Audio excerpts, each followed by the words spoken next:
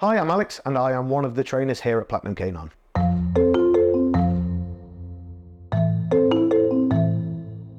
I guess when I first wanted to be a dog trainer, it was kind of 2-3 years into my last job. I just realised I didn't have a passion for what I was doing. And, you know, although I loved where I worked, it wasn't right for me. And I wanted to do a job that I genuinely enjoyed and can take some pride in. So that's kind of when I decided I'm going to try and make inroads into the industry.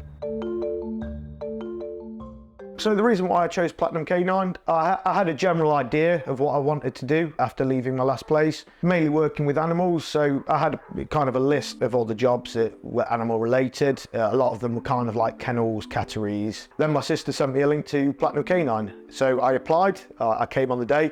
I was absolutely terrified. I really wanted the job, and I think that kind of made me overthink things, which I'm prone to do. I had everything written down about John, the company. I really tried doing my homework to impress. Came on the day terrified. John literally had to kind of stop me halfway through interviewing me and say, look, just calm down. You're coming across okay, you've done your homework. Then talk me through my roles, what I'd be doing here if I got the job. Met everyone here, they seemed nice. So then I started working. And the thing I like about Platinum Canine was, with the other jobs, it was catteries or puppy training, very kind of niche and only focused on one or two aspects of working with dogs and training. Whereas Platinum Canine, every dog we have in it is different. No dog's the same. The training objectives are all different and you have to take different approaches. It makes you think. The other aspect was the kind of clientele, WhatsApp messaging, corresponding with the owners regularly, and actually sitting down and talking to them, which is something I never really did in past jobs, actually having to sit down with an owner, talk to them, and kind of display what you've done. It's nerve-wracking in a good way. You have to be in front of the owner and sometimes you have to get the point across. Some people, they're stuck in their ways to a certain degree, or they might think, I'm not sure about that approach. You've got to politely do what's best for the dog and talk to the owner and teach them, to be honest with you, which is, like I said, something I've not done before.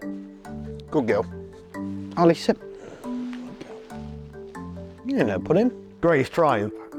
I suppose there's two dogs really that stand out for me with that. One was a reactive Rottweiler and the other was a English Bull Terrier. Both of these dogs were kind of on the higher end of people reactivity, especially. The triumph or you know, the feeling of achievement came from just that there's one or two moments where you've been at it for a week. You know, one of the dogs, I had to wear a full bite suit to go in the kennel with them, and there's just one moment where you're expecting a lot of hassle or conflict and the lead just goes on and the dog doesn't react, or you just feel like you've made some progress. And there's like a little turning point when training dogs like that, where you just feel like, right, I'm actually making an impact, this is going somewhere, and I think we're helping the dogs and, you know, hopefully the owners.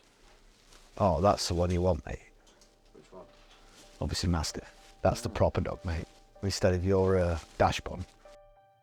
So with the risk of working with potentially aggressive dogs, it's not something that comes natural. Quite a lot of times a certain dog will come in, you look at obviously the history and the training objectives. You've seen that, you know, it's bitten someone in the past. Obviously the bigger dogs are what you focus on. You know, when you've got a Rottweiler, you're thinking this dog weighs nearly as much as me. They're strong, powerful animals. There's that human side of you that wants to go, no, I'm not going near that. At first, terrified, not gonna lie. Certain points, your heart rate goes.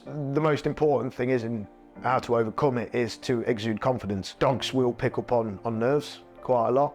I suppose there's no set rule for overcoming that. It's trial and error and doing it, repetition. You gain more confidence, just like in any job or, you know, hobby that you do. The more you do these things, the more you can pick up on signs and start to feel a bit more confident that actually I can be in this environment and put up with the pressure.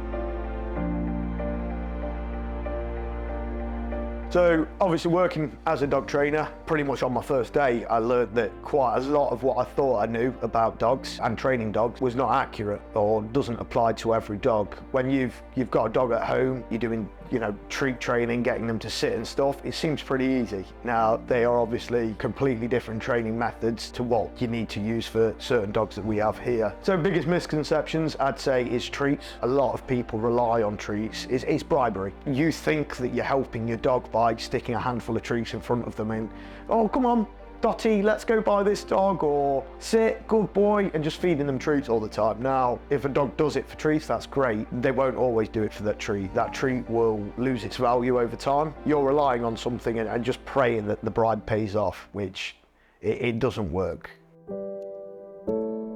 The most rewarding part, I wouldn't say there's necessarily one thing. It would depend on the dog for me. Like, dogs that are really problematic and, you know, they're on the upper levels of reactivity. The most rewarding part for that is to see some small change, even if it is a small change. A dog that people couldn't walk, just getting a lead on it, walking down the road or going by a person, even if it's at distance, when they couldn't do that before.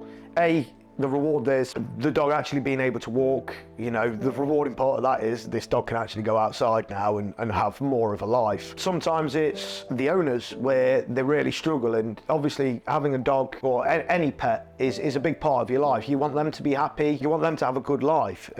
When you see an owner come in where they are really struggling or they're scared of their dog, to give them a tiny bit of confidence that actually, yeah, we can give our dog a good life, and also we can start enjoying it and start enjoying the reasons why you have a pet.